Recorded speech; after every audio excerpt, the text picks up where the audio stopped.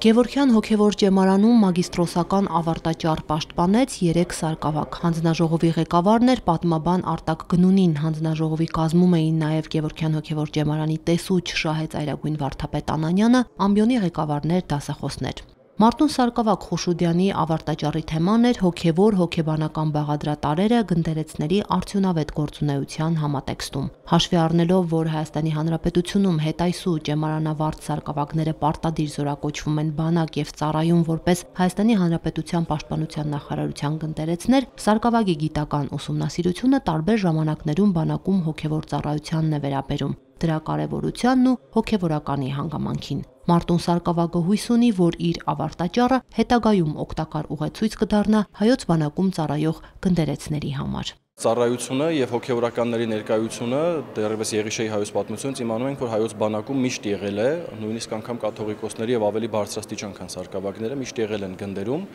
Այդտեղից էլ գալիս է այն հանգամանքը, որ բոլոր եկեղեցիներում նման ինստիտուտը կոչվում է կապելանություն, իսկ մեր եկեղեցում կոնկրետ ունենք գնդերեց տերմինը, որը հատուկ զինված ուժերում ծառայող հոգեվորականներին է վերաբերվում։ Իմ ավարտաճառում օգտվել եմ այն առումից, որ մեր ծառայությունը այնտեղ պարտադիր է եւ հաշվի առնելով այն հանգամանքը, որ զինվորականները, ինչպես զինվորները, այնպես էլ սպաները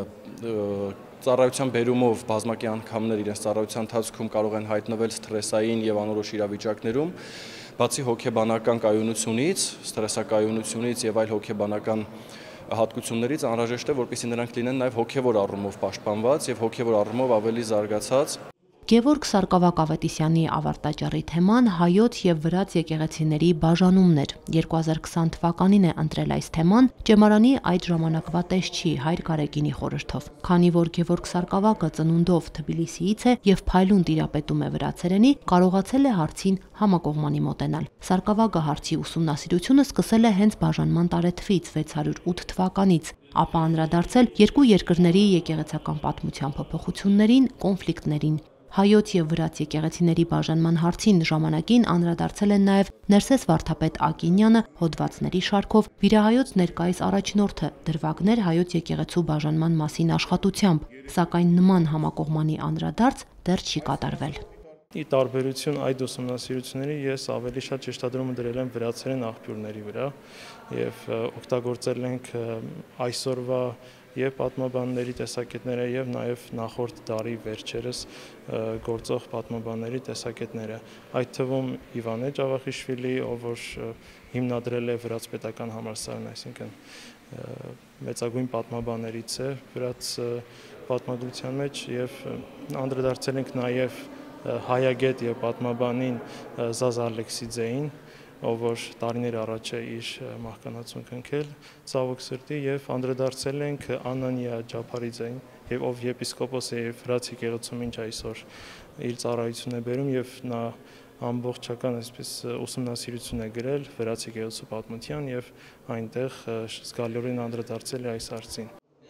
Վաչուտյանների իշխանական տան եկեղեցաշինարարական գործունեությանն էլ Դավիթ Սարգսակ Մնացականյանն էր անդրադարձել։ Իր աշխատությամբ Սարգսակը ցույց է տալիս, որ Վաչուտյան իշխանների վերաբերմունքն ու նվիրվածությունը մայր եկեղեցուն օրինակ կարող է դառնալ այսօրվա մարդու համար։ Իշխանական այդ տոհմը ոչ միայն ֆինանսապես է աջակցել եկեղեցուն, այլև ապրել եկեղեցական կյանքով։ Շատ հետաքրքրական է, որ ոչ միայն հայ Վաչուտյանների իշխաններն են նվիրվել եկեղեցաշինությանը, այլև նրանց կանայք։ Ամենավառ օրինակը հենց Մամախաթուն իշխանուհին է, որը ինքն է նախաձեռնել, ինքն է ամբողջությամբ կազմակերպել տեղերի վանքի կառուցումը, ու հենց այնտեղ էլ ինքը թաղվել է։ Բացի դրանից նաև իր որդու կինը, իր թոռան կինը բոլորը ներգրաված են եղել ամբողջությամբ այն գործին, ու որը ներգրաված են եղել իրենց ամուսինները։ Ու նաև հետաքրքիր է նրանց զինանշանը, որում իրար կապված երկու արծիվներ են, բացառիկ է, որ ցույց է տալիս նրանց միասնությունը ու սերը, որը նաև արտահայտվում է եկեղեցաշինության մեջ։ Սարգսակների ավարտաճառերին անդրադարձան գիտական ղեկավարներն ու ընդդիմախոսները, կարևորելով թեմաների արդիականությունը, գիտական նորույթի բաղադրիչը, շարադրանքը։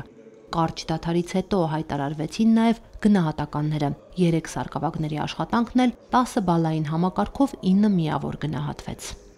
Մերի Հովսեփյան, Մեսրոպ Ավետիսյան, Եկեղեցական կյանք։